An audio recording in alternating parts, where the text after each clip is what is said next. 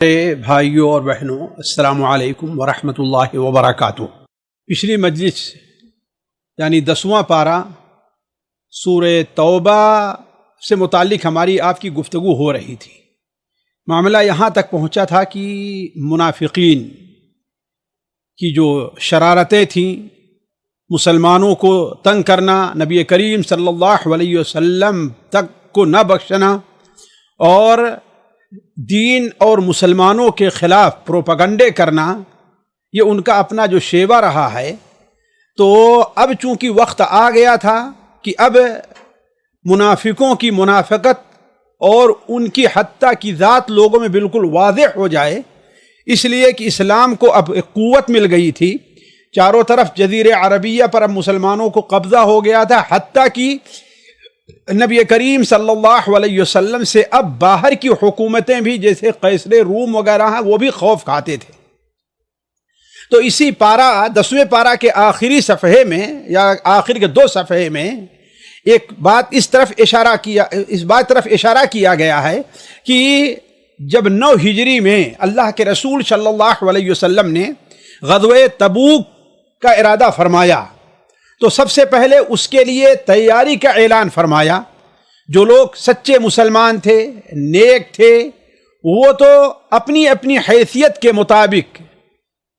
مالدار غریب ہر ایک نے اپنی حیثیت کے مطابق اس میں حصہ ڈالا۔ سب سے بڑا حصہ حضرت عثمان غنی رضی اللہ تعالیٰ عنہ کا تھا، اور معمولی حصہ ان بہت سے صحابہ کرام کو تھا جو اصحاب صفہ کہلاتے تھے۔ ان کے پاس کوئی چیز نہیں تھی، وہ جاتے تھے، لکڑیاں کاٹ کے لے آتے تھے، مزدوری کرتے تھے، اور جو کچھ پیسہ ان کو ہوتا تھا اللہ تعالیٰ کے راستے میں اللہ کے رسول کے حوالے کر دیا کرتے تھے۔ تو منافقین کو یہ بات اچھی نہیں لگی۔ اگر مالدار خرچہ کرتا تو کہتے یہ ریاکاری کر رہا ہے، اور اگر غریب خرچہ کرتا تو وہ کیا کہتے کہ اللہ تبارک و تعالیٰ کو اس کے کلو 1.5 کلو کھجور اور جو کی کیا ضرورت ہے۔ یعنی کہنے کا مطلب ہے کہ ان سے کوئی بھی محفوظ رہتا ہر ایک کو۔ وہ جیسے آج کل بہت سے لوگوں کی عادت ہے کہ کوئی آدمی نیک عمل کرتا ہے اس پر بھی طنز کرتے ہیں، اور اگر اس سے کوئی برائی ہو جائے تو اس پر اور طنز کرنا شروع کرتے ہیں۔ یعنی کسی بھی حالت میں وہ لوگوں کو بخشتے نہیں، یہ منافقوں کی صفت ہے۔ اس کے بعد جب اللہ کے رسول صلی اللہ علیہ وسلم نے غزوہ تبوک کے لیے نکلنے کا اعلان فرمایا تو اب وہ لوگ جو منافق تھے، جن کے دلوں میں نفاق تھا، وہ آ کر کے اللہ کے رسول صلی اللہ علیہ وسلم سے معذرت کرنے لگے اور کہنے لگے ذرنا نقعد، آپ ہمیں چھوڑ دیجئے کہ ہم جو ہے ان جو لوگ جن کو آپ نے اجازت دی ہے، عورتیں ہیں، بچے ہیں، ہم ان کے ساتھ رہتے ہیں۔ علی کل حال اللہ کے رسول صلی اللہ علیہ وسلم نے اپنے ساتھ صحابہ کرام کو لیا، 30,000 کی فوج کو، اور آپ روانہ ہو گئے۔ جب واپس آئے تو واپسی ہی میں اللہ تبارک و تعالیٰ نے وہ آیت فیصل نازل فرما دی کہ اب منافقین سے بالکل ایک فیصلہ کن مرحلہ اور فیصلہ کن بات کرنے کا وقت آ گیا ہے۔ اور اللہ تعالیٰ نے بتایا کہ آپ آئیں گے تو آپ سے لوگ معذرت کرنے آئیں گے، عذر پیش کرنے آئیں گے، لیکن اس وقت آپ کا ان کے ساتھ رویہ کیا ہوگا، اسی کا ذکر 11ویں پارے کے شروع ہوتا ہے۔ جو پارہ ہمارے ہاں یعتذرون الیکم سے شروع ہوتا ہے، یعتذرون الیکم۔ تو اللہ تبارک و تعالی نے اس موقع پر اللہ کے رسول صلی اللہ علیہ وسلم سے فرمایا کہ یعتذرون الیکم اذا رجعتم قل لا تعتذروا لن نؤمن لکم۔ اللہ کے رسول صلی اللہ علیہ وسلم کا اللہ تعالیٰ نے فرمایا کہ آپ کے پاس معذرت کرنے آئیں گے، اور وہ آپ کے سامنے جو بات کریں گے ان کے بارے میں آپ جو ہے وہ تقریباً 3 رویہ اختیار کریں۔ 3 موقف آپ کا ہونا چاہیے۔ پہلا موقف یہ ہونا چاہیے کہ آپ ان کے عذر کو قبول نہ کریں، اور جو کوئی بھی بات کہیں آپ ان سے کہہ دیں ہمیں تمہاری کسی بات پر یقین نہیں ہے، ہم تمہاری کسی بات کو قبول نہیں کرتے۔ لن نؤمن لکم قد نبأنا اللہ من اخبارکم، اللہ تعالیٰ نے ہمیں تمہارے دل کے اندر جو کھوٹ ہے اللہ تعالیٰ نے اس کے بارے میں ہمیں بتلا دیا ہے، لیکن توبہ کا دروازہ اب بھی کھلا ہے، مستقبل ثابت کر دے گا کہ تم توبہ کرتے ہو کہ نہیں کرتے ہو۔ دوسری چیز اللہ تبارک و تعالیٰ نے اپنے رسول کو یہ بھی بتلا دیا کہ وہ قسمیں کھا کھا کر کے آپ سے کہیں گے اور اپنی صفائی پیش کرنے کے بارے میں صفائی پیش کریں گے، لیکن آپ ان کی کسی بات کو قبول نہ کرنا۔ سَيَحْلِفُونَ بِاللَّهِ لَكُمْ إِذَا انقلبتم إِلَيْهِمْ لِتُعْرِضُوا عَنْهُمْ فَأَعْرِضُوا عَنْهُمْ، وہ آپ کے پاس آئیں گے، قسمیں کھائیں گے، اپنی صفائی پیش کریں گے تاکہ آپ ان سے چھیڑ خانی نہ کریں، ان کے بارے میں ان پر کوئی گرفت نہ کریں، تو آپ ان کو ان کی حالت پہ چھوڑ دیجئے گا، اس لیے کہ وہ ناپاک عنصر ہے، انہم رجس سے، جنہیں معاشرے سے ختم ہونا چاہیے۔ تیسری بات اللہ تبارک و تعالیٰ نے فرمائی کہ کچھ لوگ قسمیں کھا کھا کر کے آپ کو راضی کرنا چاہیں گے، یحلفون لکم لترضوا عنہم، اللہ کے رسول اور مسلمانوں کے خطاب ہے کہ وہ آپ سے قسم کھا کر کے کہیں گے تاکہ آپ ان سے راضی ہو جائیں۔ اللہ تعالیٰ فرماتا ہے لا ترض، آپ ان سے راضی نہ ہوں۔ اگر آپ ان سے راضی ہونا بھی چاہتے ہیں تو یاد کر لیں فإن اللہ لا یرضی، اللہ تعالیٰ ان سے راضی نہیں ہوگا۔ تو اللہ کے رسول صلی اللہ علیہ وسلم کو منافقین جو آپ صلی اللہ علیہ وسلم کے ساتھ نکلے نہیں تھے، نہ جہاد پر آپ کے ساتھ گئے تھے، اور جو رہ کر کے بھی مسلمانوں کو تنگ کر رہے تھے اور جانے سے پہلے مسلمانوں کو عیب لگا رہے تھے، اللہ کے رسول صلی اللہ علیہ وسلم کو حکم ہوا کہ ان کے ساتھ یہ موقف اختیار کیجئے۔ مدینہ منورہ کے منافقین کے ذکر کے بعد اللہ تعالیٰ نے کچھ صحرائی بدوؤں کو جو منافق تھے ان کا بھی ذکر کیا ہے، اور شاید میں سمجھتا ہوں کہ یہ منافق وہ تھے جن کا نفاق اصغر تھا۔ ان کی وجہ اصل یہ بتلائی گئی ہے کہ وہ علم کے مرکز سے دور تھے، اس وجہ سے ان کے اندر یہ چیز پائی گئی ہے کہ العرب اشد کفرا ونفاقا واجدر الا يعلموا حدود ما انزل اللہ، چونکہ دور ہیں، قرآن کی تلاوت ان کو نہیں سنائی دیتی ہے، رسول وہاں پر موجود نہیں ہے، اس لیے ان کے اندر یہ خرابی پائی گئی ہے۔ لیکن وہیں پر یہ بھی واضح کر دیا، جیسا کہ قرآن مجید کا یہ اسلوب ہے اور اللہ تعالیٰ کا انصاف ہے، جب کسی قوم کی برائی بیان کرتا ہے تو اگر ان میں کچھ اچھے لوگ ہیں تو ان کی تعریف بھی کرتا ہے، جیسے اس کی مثالیں پیچھے گزر چکی ہے۔ تو اللہ تعالیٰ نے یہاں واضح فرمایا کہ ہاں وَمِنَ الْأَعْرَابِ اعراب میں ایسے بھی ہیں جو اللہ تبارک و تعالی کی رضامندی کے لیے خرچ کرتے ہیں۔ علی کل حال اس کے بعد اللہ تبارک و تعالی نے یہ بھی واضح کر دیا کہ یہ تو منافقوں کا حال ہے، لیکن صحابہ کا معاملہ کیا ہونا چاہیے؟ اللہ تعالیٰ نے آگے بیان فرمایا والسابقون الاولون من المہاجرین والانصار، یعنی یہ ہیں، ان کا اللہ نے مقام کیا دیا کہ اللہ ان سے راضی ہو گیا ہے۔ وہ مسلمان جو پہلے مسلمان ہوئے، جو بعد میں مسلمان ہوئے، حتیٰ کہ بعض علماء کہتے ہیں تابعین قیامت تک جو آنے والے ہیں، وہ سارے کے سارے اس میں ہے کہ رضی اللہ عنہم ورضوا عنہ، اگر وہ اللہ کے رسول کے متبع رہے، صحابہ کرام کے منہج پر چلتے رہے تو اللہ تعالیٰ ان سے راضی ہے، اور وہ بشرطے کہ وہ اللہ تبارک و تعالیٰ کے فیصلے پر راضی ہو جائیں۔ علی کل حال آگے اللہ تبارک و تعالیٰ نے منافقوں کو دھمکی دی اور انہیں متنبہ کیا کہ اللہ تبارک اگر تم اپنی غلطی سے باز نہیں آتے تو اللہ تعالیٰ تمہیں ڈبل عذاب دے گا، سنعذبہم مرتین، ہم ڈبل عذاب دیں گے۔ ایک عذاب ان کا کیا ہوگا؟ ایک عذاب تو گویا ان کی اسی دنیا میں رسوائی ہے، جیسا کہ بعض روایات میں آئے کہ اللہ کے رسول صلی اللہ علیہ وسلم نے مسجد میں کھڑے ہو کر اے فلاں نکل جاؤ، اے فلاں نکل جاؤ، اے فلاں نکل جاؤ، اے فلاں نکل جاؤ، یعنی گویا کہ یہ پہلا عذاب تھا جو اللہ کی طرف سے ان کے اوپر آیا، دوسرا عذاب ان کو قبر میں آئے گا، اور پھر اللہ تعالیٰ نے فرمایا کہ آخرت کے اندر آخرت میں انہیں جہنم کا عذاب ہونے والا ہے۔ البتہ جو لوگ ان تنبیہات پر متنبہ ہو جاتے ہیں اور اپنی غلطی کا اعتراف کرتے ہیں تو اللہ تبارک و تعالیٰ انہیں توبہ کی دعوت دے رہا ہے، جیسا کہ اللہ تعالیٰ فرماتا ہے وآخرون اعترفوا بذنوبہم خلطوا عملا صالحا وآخر سیئا، یعنی یہ جو لوگ تھے جن کا نفاق اس مقام تک نہیں پہنچا تھا جو عبداللہ ابن ابی جیسے لوگوں کا تھا، نفاق نہیں پہنچا تھا، لیکن کیا ہے ان کے ایمان کی کمزوری، خواہشات کی پیروی میں ان کے اندر تھا، تو اللہ تعالیٰ نے فرمایا کہ اگر وہ اپنے گناہوں کو اعتراف کر لیتے ہیں اور نیک عمل کرتے ہیں تو اللہ تبارک و تعالیٰ ان کی توبہ قبول کرے گا۔ خود اللہ کے رسول صلی اللہ علیہ وسلم حکم دیا کہ خود من اموالہم صدقہ، آپ ان کے مال سے صدقہ لے کر کے ان کو پاک کیجئے، ان کے لیے دعا کیجئے، اللہ تبارک و تعالیٰ آپ کی برکت سے تزکیہم، یعنی اللہ تعالیٰ ان کا تزکیہ کر دے گا۔ آیت نمبر 107 میں اللہ تعالیٰ نے مسجد ضرار کا ذکر فرمایا۔ مسجد ضرار کے معنی ہوتا ہے نقصان پہنچانے والا، چنانچہ کہ ایک راہب تھا انصاری جو اللہ کے رسول صلی اللہ علیہ وسلم نے بہت ہی زیادہ کھار کھاتا تھا. ابو عامر اس کا نام تھا, اور حنظلہ جو غسیر الملائکہ ہیں ان کا والد تھا. یہ شخص منافقین اور یہود کے ساتھ مل کر کے نبی کریم صلی اللہ علیہ وسلم کو پریشان کرنا چاہتا تھا, آپ کو تنگ کرنا چاہتا تھا. اسی کے اشارے پر کچھ منافقین نے ایک مسجد بنا لی تھی, اور اللہ کے رسول صلی اللہ علیہ وسلم جب تبوک کے لیے نکل رہے تھے تو آ کر کے کہا کہ ہم کچھ کمزور لوگ ہیں, مریض ہیں, جو آپ کے ساتھ نہیں آ پاتے, نہ مسجد قباء میں جا پاتے ہیں, تو ہم نے ایک مسجد بنائی ہے کمزوروں کے لیے, آپ آ کر کے نماز پڑھیں تو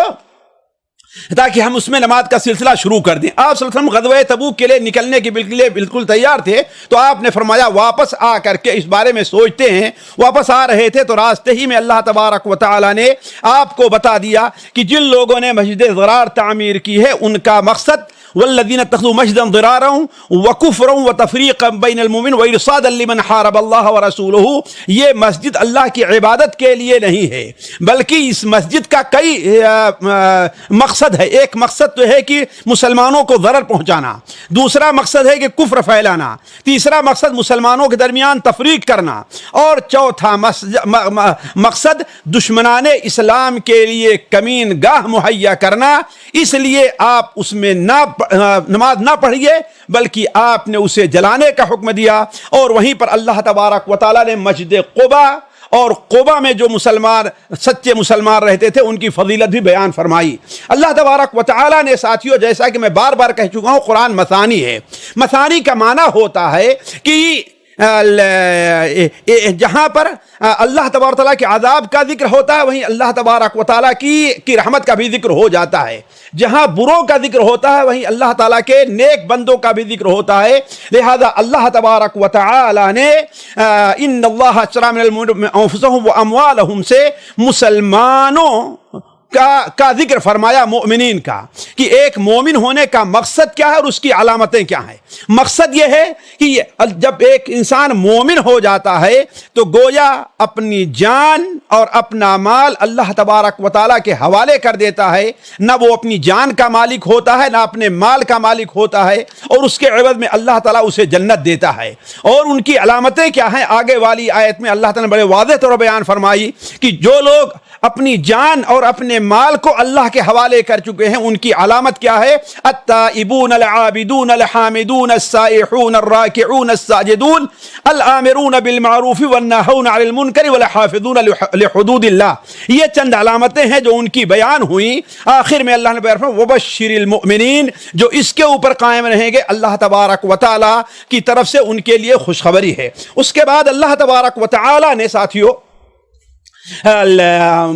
اللہ کے رسول صلی اللہ علیہ وسلم اور مسلمانوں کو مشرکین کے لیے دعائے مغفرت سے منع فرما دیا. گویا کہ اب اہل ایمان اور اہل کفر کا رشتہ مکمل طور پر منقطع ہو گیا ہے, خواہ وہ قریب ہو یا جو کچھ بھی ہو, ان کے لیے دعائے مغفرت نہیں ہے. اللہ تبارک و تعالیٰ نے 117 اور 122 تک غزوہ تبوک میں شریک ہونے والوں کی توبہ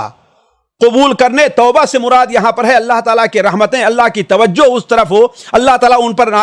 رحمتیں نازل فرمائے, اور جن سے غلطی ہوئی ہے ان کی توبہ قبول کر لے. ظاہر بات ہے کہ اللہ تعالیٰ کے رسول صلی اللہ علیہ وسلم جب غزوہ تبوک کے لیے نکل رہے تھے تو مسلمان تقریباً 4 حصوں میں بٹے ہوئے تھے. ایک وہ لوگ تھے جو نہایت ہی معذور تھے اور اللہ کے رسول نے انہیں معذور رکھا تھا, اور باقی جو 3 تھے انہیں معذور نہیں رکھا تھا. ان میں ایک گروہ وہ تھا جو اللہ کے رسول صلی اللہ علیہ وسلم نے جیسے ہی اعلان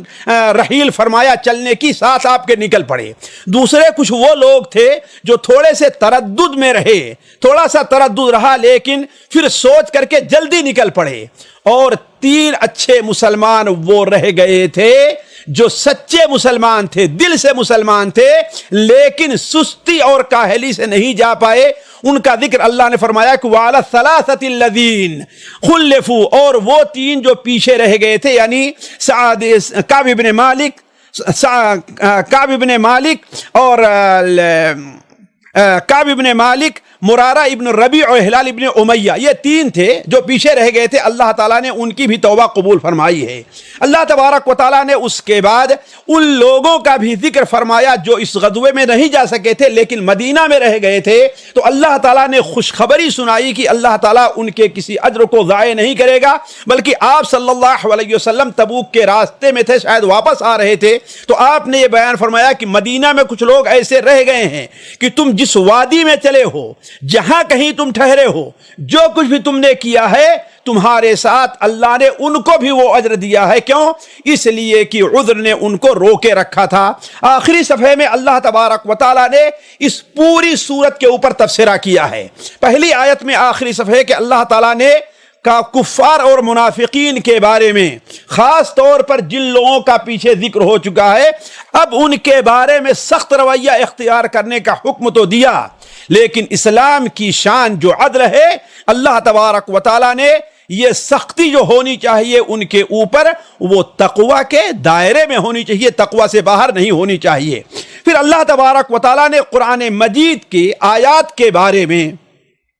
نزول کے بارے میں، دونوں فریق کو کیا فائدہ ہوتا ہے اور کیا نقصان ہوتا ہے اس کا بھی ذکر فرمایا۔ مثال کے طور پر اہل ایمان ہیں تو ان کے ایمان میں اضافہ ہوتا ہے، جیسے کہ اللہ تعالیٰ فرماتا ہے وَإِذَا مَا أُنزِلَتْ سُورَةٌ فَمِنْهُمْ مَنْ يَقُولُ أَيُّكُمْ زَادَتْهُ هَذِهِ إِيمَانًا فَأَمَّا الَّذِينَ آمَنُوا فَزَادَتْهُمْ إِيمَانًا، جو ایمان لے آتے ہیں اللہ تعالیٰ اس سے، قرآن سے اس کے ایمان میں اضافہ کرتا ہے۔ وَأَمَّا الَّذِينَ فِي قُلُوبِهِمْ مَرَضٌ، لیکن وہ لوگ جن کے دلوں میں مرض ہے،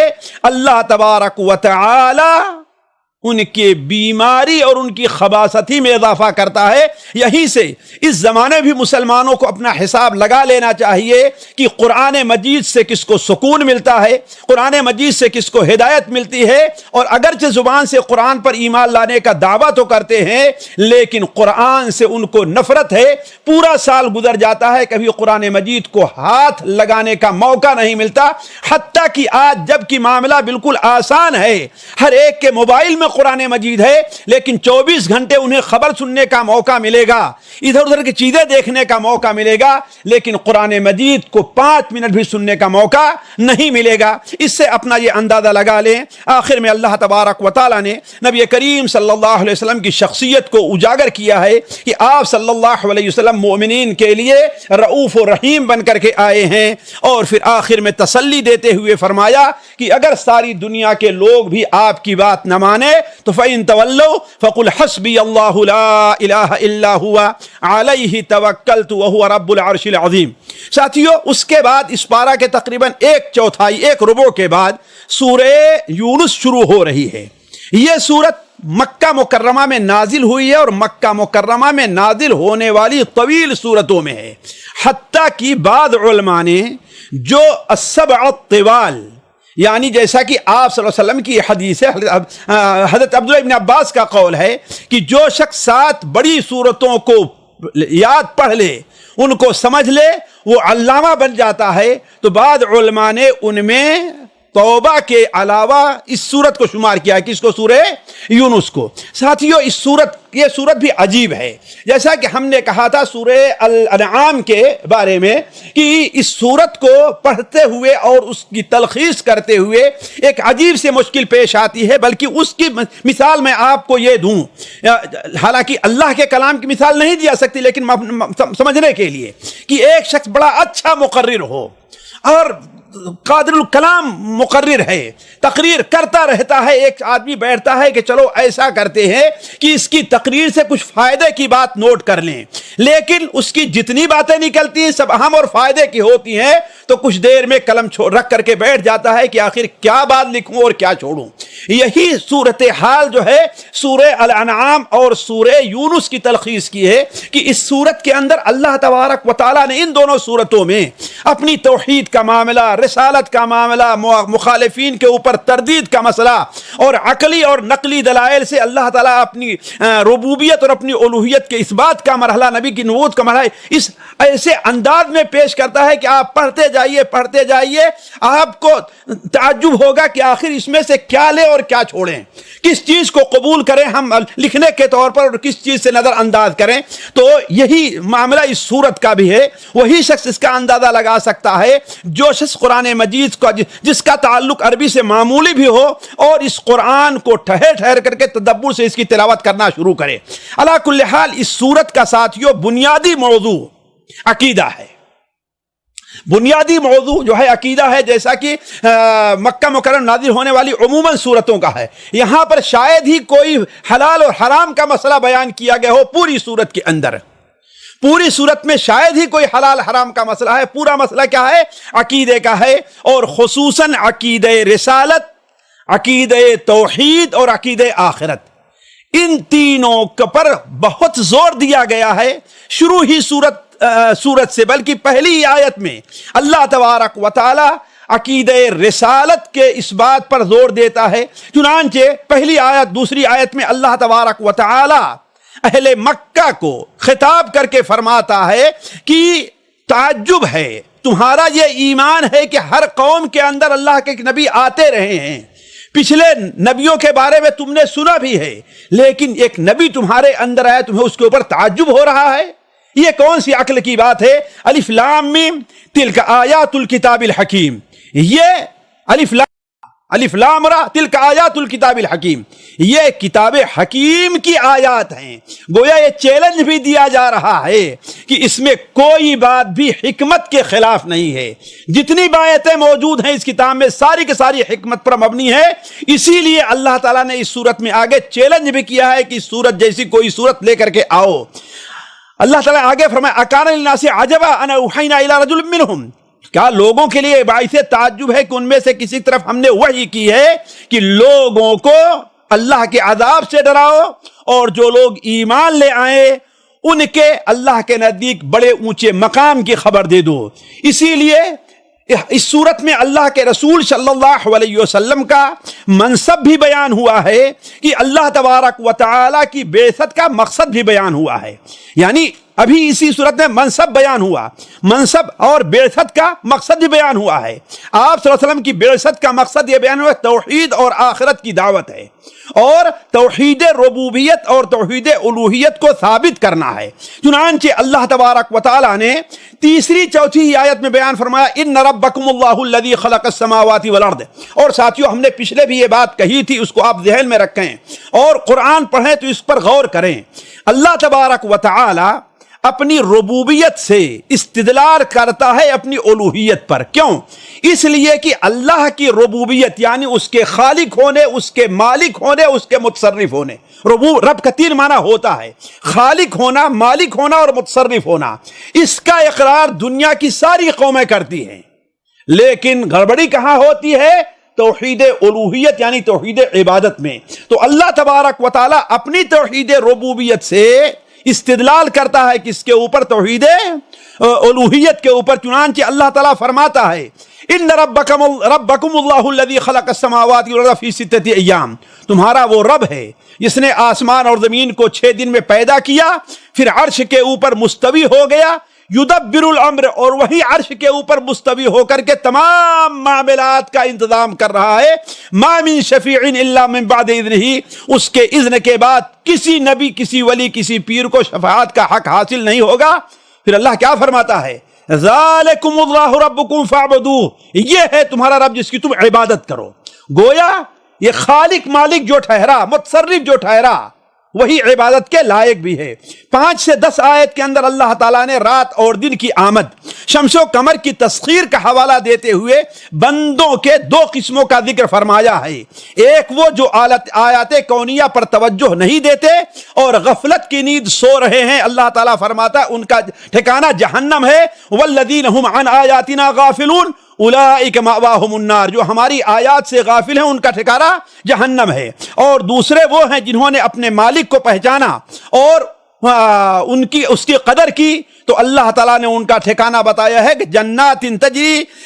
من تحتہم الانہار، وہ جنت ہے کہ ان کے نیچے نہریں جاری ہوں گی۔ علی کل حال یہی سلسلہ توحید اور ربوبیت کے بیان کا چلا رہا ہے کہ اللہ تبارک و تعالیٰ نے آگے کی آیتوں میں مثلا 11-12 آیت میں واضح فرمایا کہ اللہ تبارک و تعالیٰ کی سنت ایک عجیب سنت ہے۔ وہ سنت کیا ہے کہ بندوں پر رحم کرتے ہوئے اللہ تبارک و تعالی انہیں مہلت دیتا ہے۔ اور یہ بھی اللہ نے فرمایا کہ بسا اوقات وہ کوئی خیر کی دعا تو کرتے ہیں تو اللہ تعالیٰ قبول کر لیتا ہے، اس لیے کہ دعا کی قبولیت میں کہتا ہوں یہ اللہ تعالیٰ کی شان ربوبیت، دعا یہ عبادت ہے لیکن دعا کی قبولیت یہ اللہ کی شان ربوبیت ہے، لہذا اللہ تعالیٰ فاسق فاجر کافر کی بھی دعا قبول کر لیتا ہے، لیکن دعا کے قبول ہونے کا یہ معنی نہیں ہے کہ وہ اللہ تبارک و تعالیٰ کے نزدیک اس کا عمل پسندیدہ بھی ہے۔ تو اللہ تبارک و تعالیٰ نے واضح کیا ہے کہ اللہ تعالیٰ کی ایک سنت امہال یعنی مہلت دیتا ہے، وہ عذاب دینے میں جلدی نہیں کرتا، حالانکہ اگر وہ ایسا کرتا تو وہ ہلاک ہو گئے ہوتے، جبکہ انسان کا اپنا حال یہ ہے کہ جب اس کے اوپر مصیبت پہنچتی ہے تو اٹھتے بیٹھتے سوتے جاگتے چلتے پھرتے اللہ تبارک و تعالیٰ کو پکارتا رہتا ہے، لیکن جب مصیبت دور ہو جاتی ہے تو وہ اللہ تعالیٰ کو بالکل ہی بھول جاتا ہے۔ یہ باتیں بیان کر کے اللہ تعالیٰ نے اولاً مکہ کے مشرکین کو اور ان کے بعد تمام دنیا کے لوگوں کو یہ مہلت دی ہے، یہ سبق دیا ہے کہ یہ اللہ تبارک و تعالیٰ کو رب ماننے کے بالکل مترادف، بالکل مخالف ہے، اللہ تعالیٰ کے رب ماننے کا یہ ہم معنی نہیں ہے۔ اسی طریقے سے اللہ تعالیٰ نے مکہ کے مشرکین کو کچھ پچھلی قوموں کا حوالہ دیا اور کہا کہ دیکھو تم تاریخ سے سبق لو، اور ان لوگوں کا جن کے پاس رسول آئے ان کا کیا انجام ہوا، اگر تم نے اس سے سبق نہیں لیا تو تمہارا بھی انجام برا ہوگا۔ وَلَقَدْ أَهْلَكْنَا الْقُرُونَ مِنْ قَبْلِكُمْ لَمَّا ظَلَمُوا، اللہ تعالیٰ نے تم سے پہلے بھی بستیوں کو ہلاک کر دیا ہے جب انہوں نے ظلم کیا۔ جَاءَتْهُمْ رُسُلُهُمْ بِالْبَيِّنَاتِ، اللہ کے رسول ان کے پاس بینات واضح دلائل لے کر کے آئے، لیکن جب وہ ایمان نہیں لے آئے تو اللہ نے انہیں ہلاک کر دیا۔ كَذَلِكَ نَجْزِي الْقَوْمَ الْمُجْرِمِينَ، اللہ فرماتا ایسے ہی ہم مجرم قوموں کا ہلاک کرتے ہیں۔ علا کل حال ساتھیو، آیت نمبر 15 سے لے کر کے اگر 20 تک دیکھیں تو قریش کے کچھ مطالبات ہیں، اللہ تعالیٰ نے اس کا ذکر کیا ہے اور اس کی تردید کرتے ہوئے ان کے بہت سے شرکیہ جو نظریات ہیں جیسے شفاعت ہے، وسیلہ کا عقیدہ ہے، اللہ تعالیٰ نے ان کی تردید فرمائی ہے۔ ان کا ایک مطالبہ جو تھا اللہ نے اسے قبول نہیں کیا، بلکہ اس سلسلے میں بڑی خوفناک دھمکی کے انداز میں اللہ نے بیان فرمایا۔ وہ کیا ہے کہ نبی کریم صلی اللہ علیہ وسلم سے کہا کرتے تھے کہ آپ یہ جو کتاب لے آئے ہیں یہ ہمیں قبول نہیں ہے، اس کتاب کو ہم قبول نہیں کرتے۔ کیوں؟ اس لیے کہ یہ کتاب تو ہمارے نظریات، ہمارے عقیدے، ہمارے باپ دادا کے طریقے کے علاوہ کوئی طریقہ بتاتی ہے۔ ایت بقرآن غیر ھذا او بدل ہے، اس کے علاوہ کوئی اور قرآن لے کر کے آئیے یا آپ اس کے اندر تبدیلی کر دیجئے۔ اللہ کے رسول صلی اللہ علیہ وسلم نے بیان فرمایا کہ اے لوگو، اب یہ میرا کام نہیں ہے کہ میں اللہ تبارک و تعالی کی اجازت کے بغیر کوئی آیت اور کوئی قرآن تمہارے سامنے پیش کر سکوں۔ میرا حال تو یہ ہے اور میں توجہ دلاؤں گا سامعین کو کہ اس آیت کے اوپر غور کریں۔ اللہ تعالیٰ نے فرماتا ہے کہ آپ کہیے کہ میرا حال تو یہ ہے، ان اتبع الا ما یوحى الی، میں تو صرف اسی کی پیروی کرتا ہوں جس کی میری طرف وحی کی گئی ہے۔ کیوں؟ انی اخاف ان عصیت ربی عذاب یوم عظیم، مجھے خوف ہے کہ اگر ہم نے اپنے رب کی نافرمانی کی، یہ اللہ کے رسول صلی اللہ علیہ وسلم کہہ رہے ہیں اور اللہ کے رسول کی زبانی اللہ تعالیٰ کہلوا رہا ہے کہ اگر ہم نے اللہ کی نافرمانی کی، اپنے رب کی نافرمانی کی، تو اللہ تعالیٰ مجھے کس کا ڈر ہے؟ یوم عظیم یعنی قیامت کے دن کا عذاب کا ڈر ہے۔ تو جو کوئی بھی معصیت کے اندر مبتلا ہے اسے خوف کھانا چاہیے کہ جب ایک نبی خوف کھا رہا ہے انی اخاف ان عصیت ربی، تو عام لوگوں کا حال کیا ہوگا؟ علی کل حال اللہ تبارک و تعالیٰ اس طریقے سے آپ چلتے جائیے، پڑھتے جائیے، جگہ جگہ کافروں کو متنبہ کر رہا ہے۔ کہیں یہ فرماتا ہے اللہ تبارک و تعالیٰ جیسا کہ 22 اور 23 آیت میں ہے کہ اے لوگو، تم ایک وقت آتا ہے کہ تم توحید کا اقرار کرتے ہو، توحید کو بھولتے نہیں ہو۔ مثال کے طور پر خشکی اور تری میں اللہ نے تمہارے راستے میسر کیے ہیں، تم آتے اور جاتے امن سے رہتے ہو، لیکن جہاں کہیں خشکی میں تری کے اندر جب کوئی مشکل وقت آتا ہے، پریشانی کی گھڑی آتی ہے، تو تم اپنے تمام معبودوں کو چھوڑ کر کے صرف ایک اللہ کو پکارتے ہو۔ تو اسی اللہ کی دعوت تو یہ نبی بھی دے رہا ہے، اس کی طرف بھی تمہیں توجہ دینی چاہیے۔ اب اذان کے لیے رکتے ہیں۔ تو ساتھیوں، میں بیان کر رہا تھا کہ اللہ کے رسول صلی اللہ علیہ وسلم سے جو کافرین مطالبہ کرتے تھے، اللہ تبارک و تعالیٰ نے اپنے نبی کی زبانی کہلوایا کہ یہ بس میرے بس میں نہیں ہے۔ پھر اس کے بعد آیت نمبر 24 کے اندر اللہ تعالیٰ نے مشرکین کو خواب غفلت سے بیدار ہونے کی دعوت دی ہے، اور جو موجودہ حالات جن سے ہم گزر رہے ہیں وہ آیت اس پر بہت ہی مکمل طور پر فٹ ہوتی ہے۔ وہ یہ ہے کہ دیکھو، تمہیں اگر آرام کی زندگی ملی ہوئی ہے، امن کی زندگی ملی، تو اس پر مگن نہ ہو، اس لیے کہ دنیا کی زندگی کا حال یہ ہے کہ جیسے زمین خشک تھی، آسمان سے بارش ہوئی، کسان نے کھیتی کی، سبزے لہلہا آئے، کھیتی تیار ہونے کے قریب ہو گئی، بلکہ تیار ہو گئی، وہ بہت خوش ہوا کہ ہم قادرون علیہ، ہم تو اس کے اوپر قادر ہیں، اب ہمارے لیے یہ فائدے کا وقت آ گیا ہے۔ لیکن ہوتا ہے کہ اچانک اللہ کی طرف سے کوئی آفت آتی ہے اور ساری کی ساری کھیتی ختم ہو کر کے ہو جایا کرتی ہے۔ کہا تمہاری دنیا کا حال یہی ہے کہ تم آج امن میں ہو، اس امن کو، اس خوشحالی کو اللہ تعالیٰ کسی وقت بھی چھین سکتا ہے، اور ایسے طریقے سے چھینے گا کہ تمہیں اس کی خبر بھی نہیں ہوگی۔ لہذا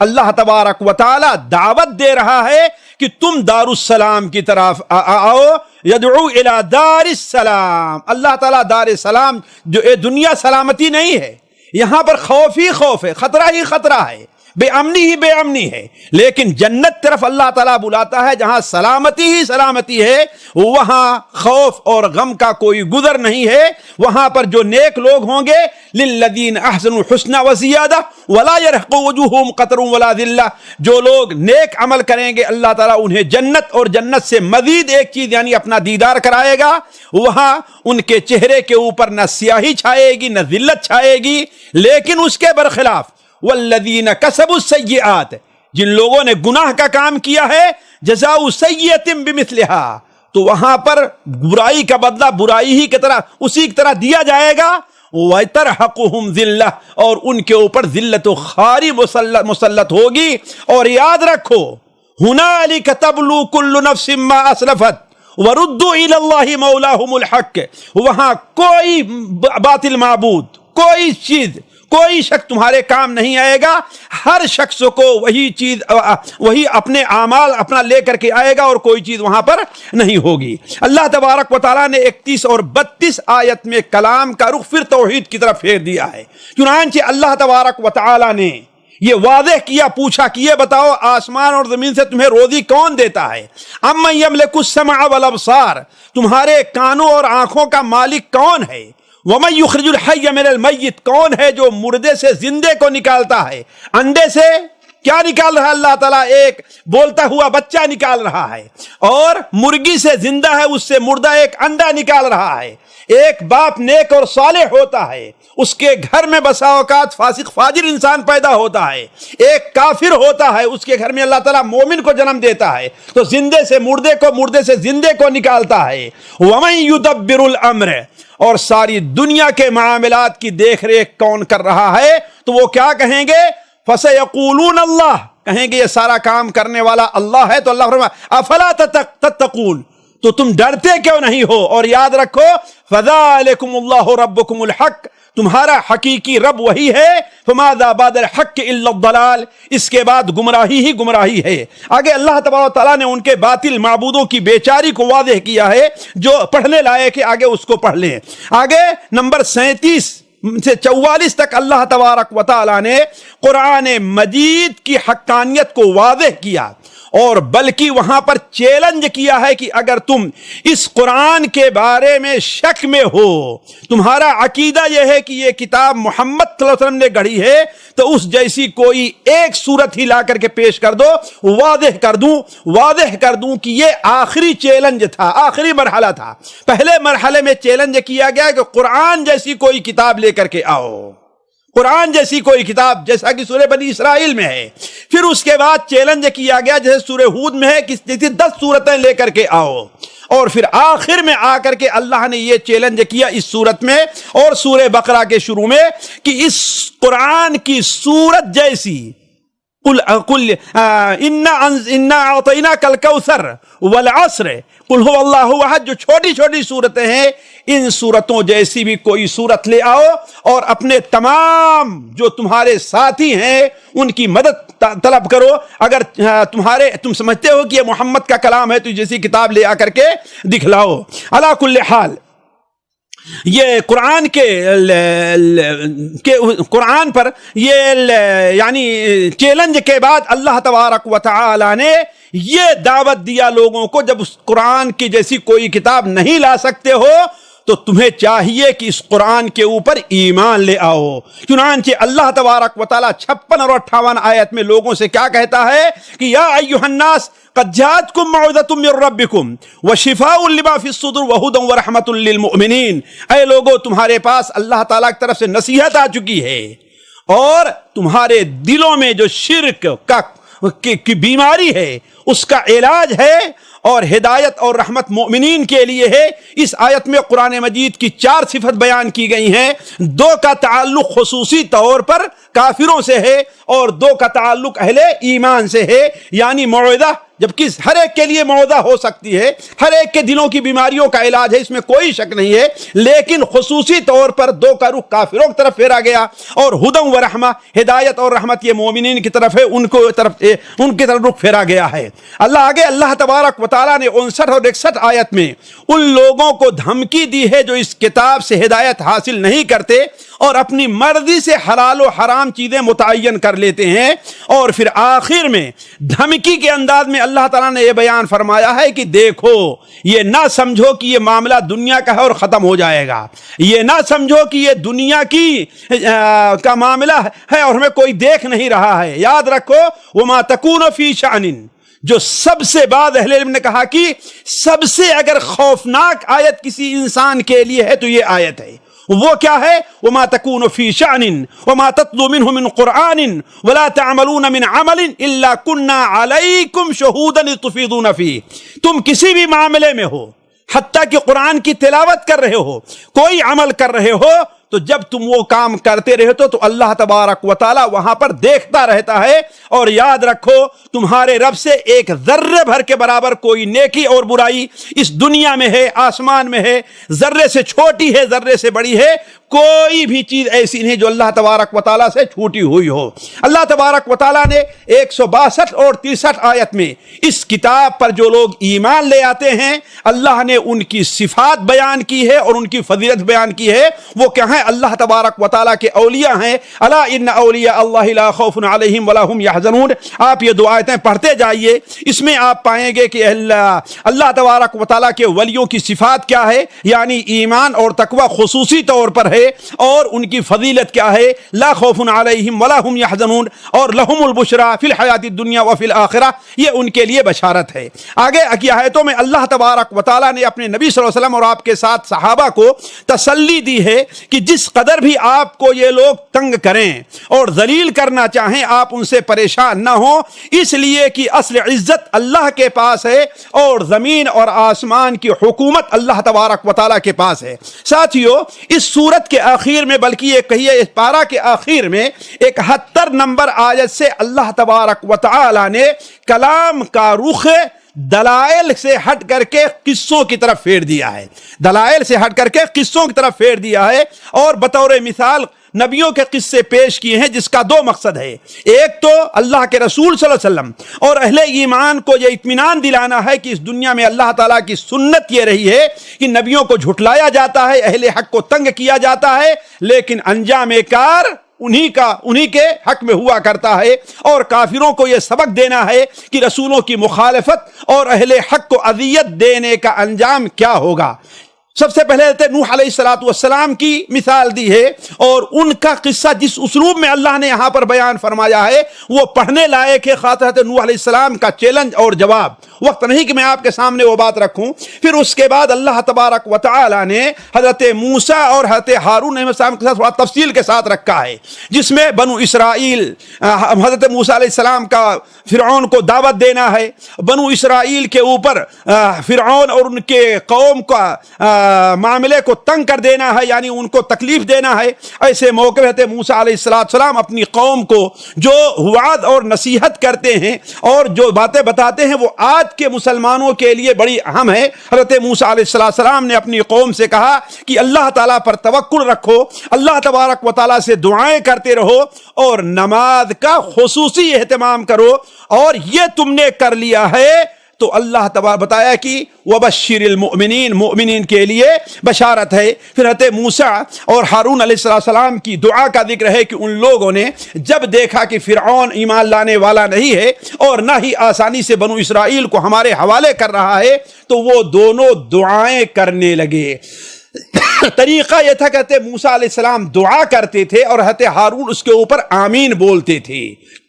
تو گویا ایک شخص دعا کرے دوسرا آمین بولے، اس سے دو فائدہ ہے، ایک تو یہ نبیوں کا طریقہ ہے، اور دوسرا یہ کہ جو آمین بولے گویا وہ بھی دعا میں شریک ہوتا ہے۔ اس لیے دعا کرنے والے کو ایسا صیغہ استعمال کرنا چاہیے جو صرف اپنی ذات کے لیے نہ ہو، تمام لوگوں کے لیے ہو، جیسے کہ موسیٰ علیہ السلام نے یہاں پر استعمال کیا تھا۔ یہاں پر ایک بات جو قابل توجہ ہم دعات کے لیے ہے وہ میں یہ بتانا چاہتا ہوں کہ اللہ تبارک و تعالیٰ نے حضرت موسیٰ علیہ السلام سے فرمایا کہ قد اجیبت دعوتکما، تمہاری دعوت قبول کر لی گئی ہے، فاستقیما ولا تتبعان سبیل الذین لا یعلمون، تم استقامت پر رہو، جمے رہو، اور جو لا علم ہیں، اللہ تعالیٰ کے سنت سے واقف نہیں ہے، ان کا راستہ اختیار نہ کرو۔ مفسرین کہتے ہیں یہاں استقامت کا حکم ہے دو معنوں میں رکھتا ہے۔ یہ ہے کہ استقامت اس بارے میں ہے کہ دعا کی قبولیت میں تاخیر ہو سکتی ہے، اس لیے کوئی دعا کرے تو یہ نہ سمجھے کہ آج دعا کیا اور دعا، بلکہ تفسیری روایات میں ہے کہ حضرت موسیٰ علیہ السلام ہارون کی دعا کے تقریباً 20 سال کے بعد ان کی دعا قبول ہوئی ہے۔ اور دوسری بات یہاں پر یہ ہے کہ وَلَا تَتَّبِعَانَّ سَبِيلَ الَّذِينَ لَا يَعْلَمُونَ، استقامت رہنا، دعا نہ چھوڑ دینا اور دعا چھوڑ کر کے مایوسی کے شکار نہ ہو جانا۔ آخر میں اللہ تبارک و تعالیٰ نے یونس علیہ السلام کا ذکر فرمایا ہے خصوصی طور پر اس صورت میں، اسی وجہ سے اس صورت کا نام کیا رکھا گیا ہے؟ سورہ یونس رکھا گیا ہے۔ اور اہل مکہ کو شاید یہ دعوت دینی تھی کہ اے مکہ کے لوگوں، قبل اس کے کہ عذاب آئے جیسے حضرت نوح کے قوم پر آیا، جیسے دوسرے نبیوں کی قوم پر آیا، جیسے فرعون ہلاک ہوئے، قبل اس کے کہ تمہارے اوپر وہ وقت آئے، حضرت یونس علیہ السلام کی قوم سے عبرت حاصل کرو کہ ہلاک عذاب آنے سے پہلے ان لوگوں نے توبہ کر لی تھی، ان لوگوں نے توبہ کی۔ اگر تم بھی ایسے توبہ کر لیتے ہو تو اللہ تعالیٰ تمہیں بھی محفوظ رکھے گا، اور اگر توبہ نہیں کرو گے تو پھر ہلاک ہو جاؤ گے۔ آخر میں نبی کریم صلی اللہ علیہ وسلم کی زبان پر اہل مکہ کو بڑی دردمندانہ نصیحتیں کی گئی ہیں۔ ساتھیو، یہ ایک صفحہ تقریباً اس ناحیے سے پڑھنے کے لائق ہے کہ اللہ کے رسول صلی اللہ علیہ وسلم نے کس دردمانہ انداز سے انہیں توحید اور رسالت کے مسائل کو سمجھائے ہیں اور انہیں اس کے اوپر آنے کی دعوت دی ہے۔ اور آخر کی آپ 2 یا 3 آیتیں لے لیں، وہ خاتمہ پھر رسالت اور توحید کے اوپر ہو رہا ہے، جیسا کہ اس کی صورت کی ابتدا رسالت اور توحید سے ہوئی تھی۔ مثال کے طور پر اللہ تعالیٰ فرماتا ہے وَإِن يَمْسَسْكَ اللَّهُ بِضُرٍّ فَلَا كَاشِفَ لَهُ إِلَّا هُوَ، اگر اللہ تعالیٰ تمہیں کسی مصیبت میں ڈالنا چاہے تو اس کے علاوہ کوئی مصیبت ٹالنے والا نہیں ہے، اور اگر اللہ تعالیٰ تمہیں خیر پہنچانا چاہے تو یاد رکھو اللہ کے خیر کو روکنے والا کوئی نہیں، کہ کس کے ہاتھ میں ہے؟ اللہ وحدہ لا شریک کے ہاتھ میں ہے۔ اور پھر اس کے بعد اللہ کے رسول کو حکم ہوا کہ آپ کہہ دیجئے قل یا ایھا الناس قد جاءکم الحق من ربکم، اے لوگو تمہارے پاس اللہ تعالیٰ کے طرف سے حق آ گیا ہے۔ کس صورت میں حق ہے؟ رسالت کی شکل میں اور کتاب کی شکل میں، لہذا جو شخص ہدایت اختیار کرتا ہے اس کو اسی کا فائدہ ہوگا، اور جو گمراہ ہوگا تو میں اس کے اوپر کوئی نگراں یا وکیل بنا کر کے نہیں آیا ہوں۔ تو اسی توحید کے اوپر اس سورت کا خاتمہ ہوا، اور چند سطر باقی ہیں، ورنہ اس پارے کا بھی خاتمہ ہو جا رہا، اس لیے کہ اس کے بعد اس پارے کے اخیر سے سورہ ہود شروع ہو رہی ہے، جس کا ذکر کل کی مجلس میں ہوگا۔ تب تک کے لیے آپ سے یہ دعا کرتے ہوئے ہم رخصت چاہتے ہیں کہ اللہ تبارک و تعالی ہمارا اور آپ کا تعلق قرآن کے ساتھ جوڑ دے۔ والسلام علیکم ورحمۃ اللہ وبرکاتہ۔ سامعین کرام، ہمارے